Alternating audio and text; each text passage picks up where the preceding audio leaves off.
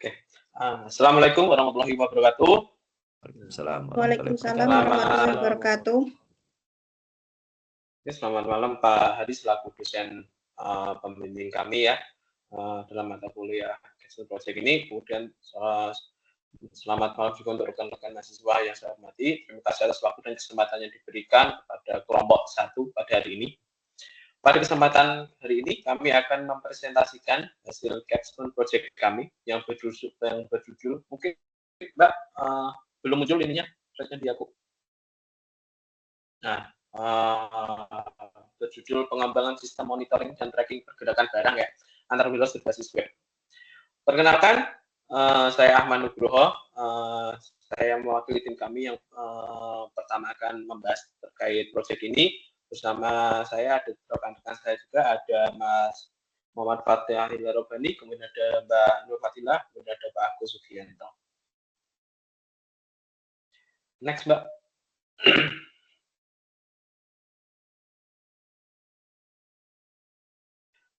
Oke, mengapa kami mengangkat topik ini ya? Untuk mengangkat topik ini, hal ini berangkat dari permasalahan distribusi barang di lapangan. Saat ini banyak perusahaan yang masih mengandalkan pencatatan operasional secara konvensional, terutama untuk di kasus kami di sini ada beberapa perusahaan yang masih remote area ya, di mana beberapa case-nya dia masih belum diakomodir oleh beberapa ERP-nya perusahaan, kayak gitu. Kemudian berdasarkan observasi kami, proses pemantauan posisi barang seringkali masih dilakukan secara manual, gitu, melalui komunikasi pesan atau telepon. Penelitian ini menciptakan sebuah titik buta ya, sebuah titik buta informasi lokasi barang sering terlambat diperoleh, kemudian peningkatan resiko kesalahan administratif dan pada akhirnya menghambat proses pengambilan keputusan dari manajemen. Mungkin dari hal tersebut dampak terhadap bisnis adalah adanya keterlambatan pengambilan keputusan ya, kemudian resiko kesalahannya juga akan tinggi. Oleh karena itu, kita akan membuat sistem terpusat yang adaptif berdasarkan mobile friendly, visualisasi UI yang intuitif, dan pembaruan data secara real time. Next, Mbak.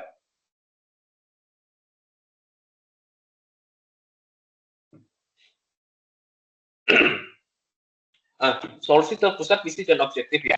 Untuk visi dan objektif ya untuk proyek ini adalah mulai dari kita melakukan analisis presisi ya. Kita menganalisis kebutuhan monitoring pergerakan barang secara detail antar titik di warehouse.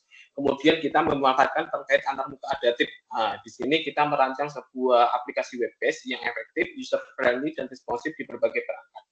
Kemudian kita juga mengedepankan yang paling penting adalah efisiensi data. Efisiensi data di sini adalah meningkatkan kecepatan dan akurasi pengelolaan data distribusi secara terintegrasi.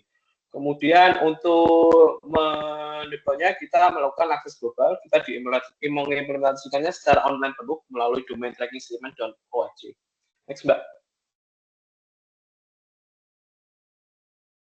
Nah, metodologi ya. Metodologi rekayasa yang kami gunakan adalah SDLC waterfall. Kenapa kita menggunakan waterfall? Karena penggunaan waterfall ini menjamin lebih sistematis ya, pengembangannya lebih sistematis dan berurutan untuk kebutuhan sistem supply chain yang lebih terstruktur.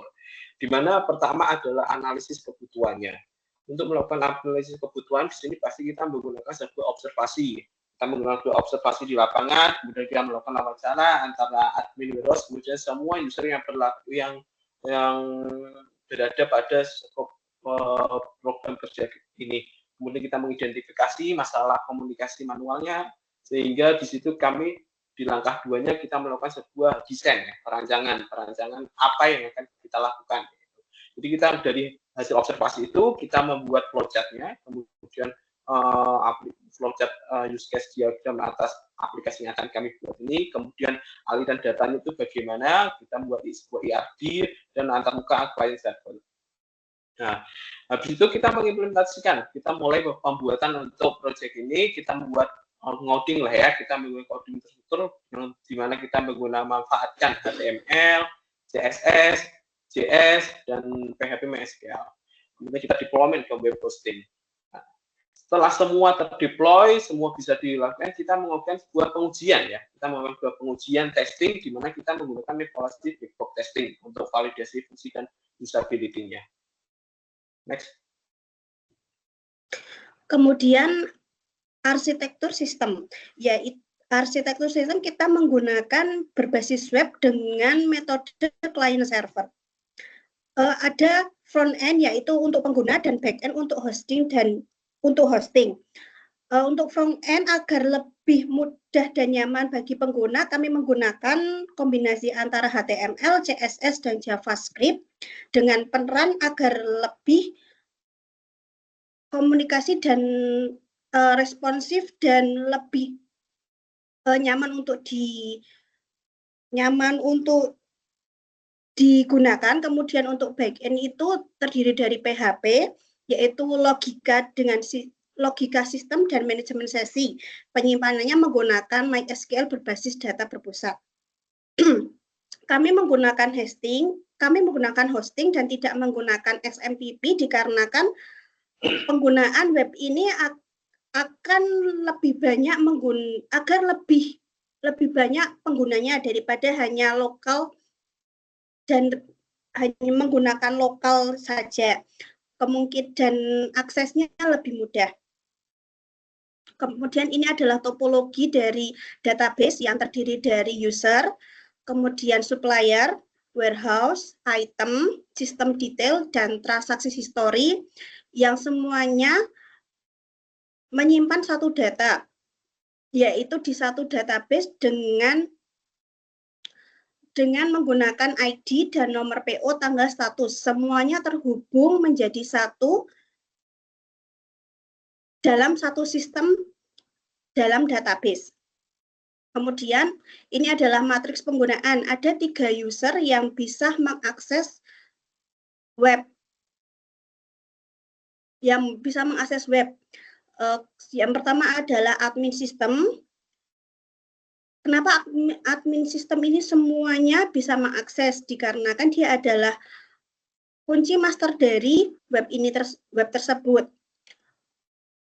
Dia bisa mengakses data, yaitu menginput, mengelola, monitoring, update, dan verifikasi penerimaan. Sedangkan untuk user transit hanya bisa monitoring dan update.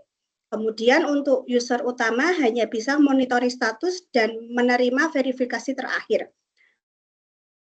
Segmentasi akses meminimalir human error, menjaga kerahasiaan data optimal, dan memastikan akuntabilitas.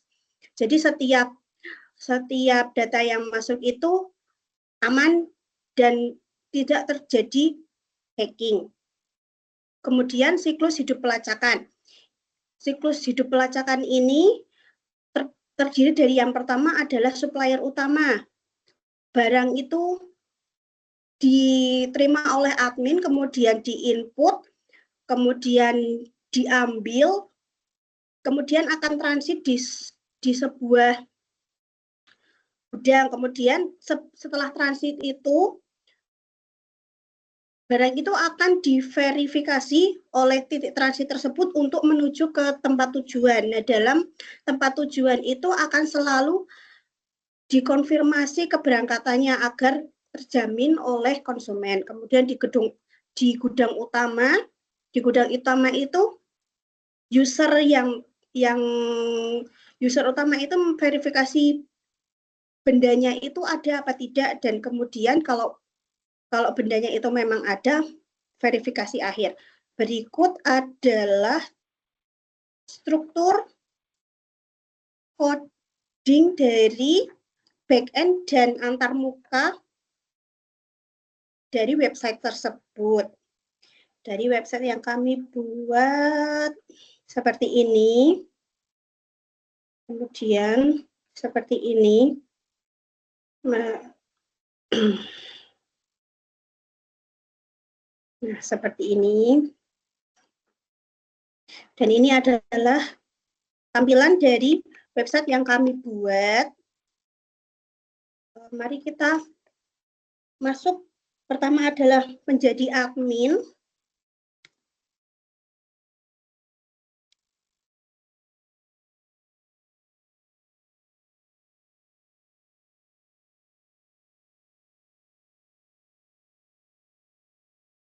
Nah, seperti ini.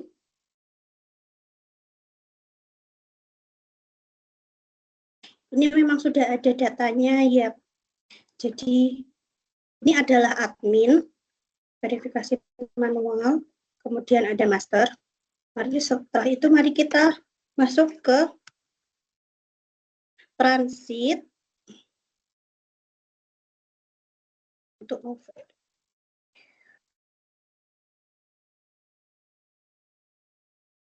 Seperti ini.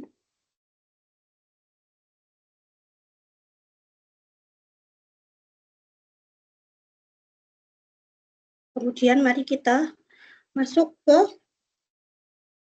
user utama.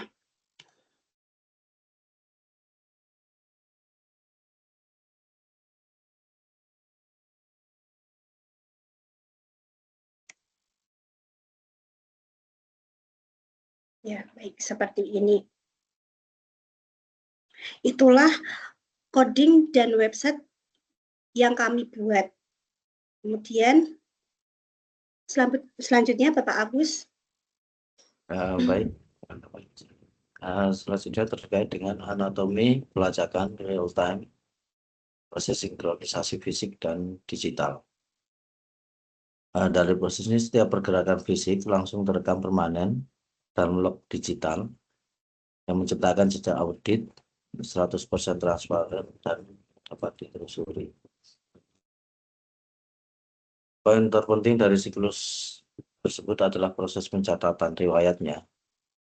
Setiap kali proses oleh petugas mengubah status pengiriman dari browser, ada proses sinkronisasi otomatis yang terjadi di back-end. Sistem akan menyimpan setiap perubahan status tersebut ke dalam tabel tracking history. Data yang direkam mencakup waktu aktual atau timestamp, lokasi, serta siapa staf yang melakukan update. Fitur ini menjadi krusial karena memungkinkan proses audit penelusuran distribusi dilakukan dengan sangat akurat dan transparan.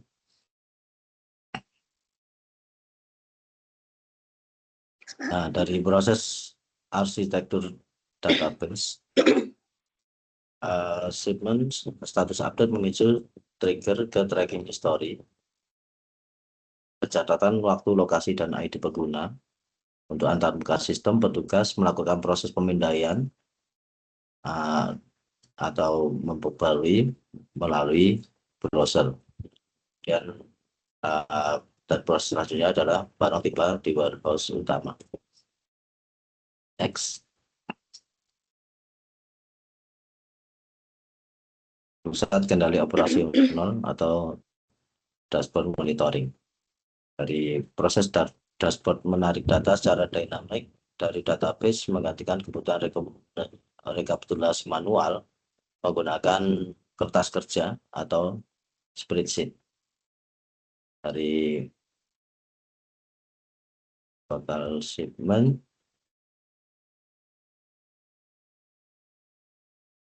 proses total shipmentnya dari semula ada 58 dan manual pending seperti pada tampilan berikut. Ini untuk prosesnya dari tiap level ini ada seperti pada tampilan di layar. Next. Nah, validasi sistem, network testing, score graph. Ya, untuk ujian berkartu skor.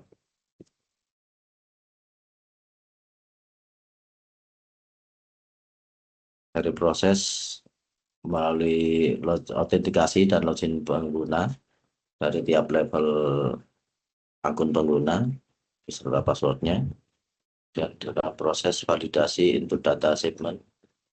Kemudian dilakukan proses perekaman histori tracking,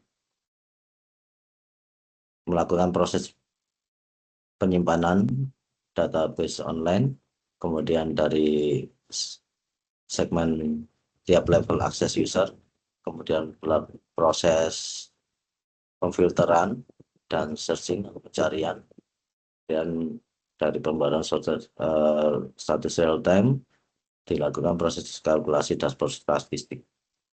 Dari pengujian membutuhkan 100% fungsi utama beroperasi sempurna pada environment hosting online lintas perangkat. Oke. Silakan di next, Mbak. Jadi di sini kita sampai pada slide tentang matriks transformasi operasional. Di mana di sini ada transformasi dari sistem manual yang kita gunakan pada masa lampau menuju ke sistem terbaru yang di sini web based berdasarkan daripada base. Ada beberapa perubahan di mana ada kecepatan informasi yang dahulu kita masih menunggu daripada pesan ataupun telepon, di sini lebih real time. Kemudian dari integritas data yang dulu ada resiko di mana kehilangan catatan karena masih menggunakan catatan fisik yang mana rawan untuk hilang, sekarang lebih terpusat di mana kita menggunakan database MySQL yang mana ini lebih aman dan juga bisa kita backup datanya. Jadi lebih terintegritas datanya sehingga tidak mudah untuk hilang. Adapun untuk audit dan juga pelacakannya, apabila dahulu kita masih menggunakan sistem yang lama, sering terjadi masalah untuk kita mencari ataupun menelusuri riwayat-riwayat yang telah lalu pada data-data sebelumnya. Akan tetapi sekarang dengan tabel tracking history otomatis yang bisa mencatat waktu dan juga pelaku pengiriman. Adapun dari segi aksesibilitas, dulu terikat pada jam operasional staff, jadi hanya dari jam masuk pegawai saja. Akan tetapi sekarang kita sudah bisa menggunakan akses global yang mana dia 24 jam per 7 hari via browser yang selalu online. Seperti itu. Bisa dilanjut, Mbak. Nah, di sini ada bukti implementasi yang mana tadi sempat dibuka juga oleh Mbaknya. Kita berhasil mencatat sekitar ada 58 data shipment dan juga 58 data shipment yang bisa direkam. Kemudian dari sini ada sekitar 137 history tracking otomatis yang tercatat secara otomatis selama perpindahan barang, dan juga terdapat master katalog yang mana kita mempunyai sekitar 17 supplier, 13 item barang dan juga 3 akun pengguna aktif yang mana tadi sudah dicontohkan juga. Jadi ada admin, kemudian ada transit atau pengguna biasa, dan juga ada akun main yang mana setiap tingkatan pengguna itu mempunyai otoritas yang berbeda-beda. Jadi angka di sini itu memvalidasi kapasitas ataupun kemampuan aplikasi yang sekarang kita proyeksikan pada Capstone Project ini dalam menangani relasi data ataupun hubungan data yang mana sangat kompleks di sini. Kita sudah menemukan sekitar 137 history tracking yang mana ini tetap berkesinambungan tanpa terjadi anomali ataupun problem-problem yang dahulu sering terjadi seperti itu. Bisa lanjut, Mbak. Nah, adapun peta jalan pengembangan ataupun future roadmap yang kami bisa berikan saran di sini adalah yang pertama, harapannya ada otomatisasi notifikasi. Jadi mungkin ke depan tidak hanya berdasarkan pembukaan ataupun kita mengakses secara manual. Harapannya nanti ke depan ada integrasi API kepada email ataupun WhatsApp untuk memberikan alert ataupun notifikasi terkait perubahan status yang proaktif. Jadi bisa langsung memberikan informasi barangnya itu sudah sampai mana, sudah di tahap apa. Kemudian yang kedua ada integrasi hardware. Jadi penggunaan barcode ataupun QR code scanner untuk eliminasi input manual. Jadi ketika zaman dahulu masih di kertas itu dicatat satu-satu pakai pulpen, kemudian dicek lagi nomornya, kemudian dipastikan lagi ya. Harapannya dengan ada integrasi hardware di sini, kita menggunakan QR code scanner itu jauh lebih cepat. Seperti itu. Mungkin bisa juga menggunakan HP dan lain sebagainya, tapi pengalaman di lapangan ketika ada QR code scanner itu mungkin dia tidak semudah menggunakan HP atau misalnya tidak bisa banyak kerjaan lain, tapi QR code scanner itu sangat cepat dalam kita mengerjakan beberapa ataupun puluhan input data scanner dalam satu waktu. Kemudian yang ketiga ada analitik lanjutan di mana filenya tidak hanya berhenti pada database MySQL yang ada di website, akan tetapi bisa kita lakukan ekspor dalam bentuk PDF atau Excel yang harapannya bisa terotomatisasi dan mampu ada juga visualisasi grafik tingkat lanjut sehingga mampu bisa lebih cepat untuk difahami berdasarkan data yang ada. Yang terakhir, ada aplikasi native mobile. Jadi harapannya ke depan tidak hanya berbasis daripada web saja, yang mana pada semester ini kita kan sudah masuk pada pemrograman berbasis perangkat bergerak. Jadi harapannya project ini bisa ada pengembangan ke platform Android ataupun iOS untuk Apple untuk staf lapangan. Jadi tidak hanya terbatas pada penggunaan laptop ataupun PC saja, yang mana mungkin di lapangan itu bisa jadi tidak mampu terrealisasi pada semua tahap ataupun semua tempat. Nah, harapannya dengan aplikasi native mobile di sini di Android ataupun di iOS itu bisa lebih menyeluruh, bisa lebih menampung kepada semua user. Nah, intinya adalah fondasi sistem web base yang sudah kita kembangkan di sini untuk project Capstone project ini, alhamdulillah sudah secara solid terbangun dan siap untuk diekspansi menjadi ekosistem logistik yang komprehensif. Jadi insya Allah juga di akhir nanti akan kami kembangkan juga daripada linknya, nanti akan kami cantumkan juga, kami akan sematkan juga linknya. Jadi jangan sampai ada salah paham, misalnya kami kerjakan saya di sini, kemudian ternyata proyeknya tidak ada apa dan lain sebagainya. Jadi kami juga memberikan kesempatan terutama kepada Bapak Heri, mungkin bisa juga ikut membantu mengakses dan siapa tahu ada input-input yang bisa kami maksimalkan kembali, yang bisa kami kembangkan agar proyek ini tidak hanya berhenti di Capstone project ini saja, akan tetapi harapannya bisa menjadi suatu proyek yang memang menjadi jawaban daripada permasalahan yang dialami di lapangan seperti itu. Kiranya itu dari kami saja, terutama dari saya, lebih dan kurangnya kami mohon maaf. Assalamualaikum warahmatullahi wabarakatuh. Waalaikumsalam warahmatullahi wabarakatuh.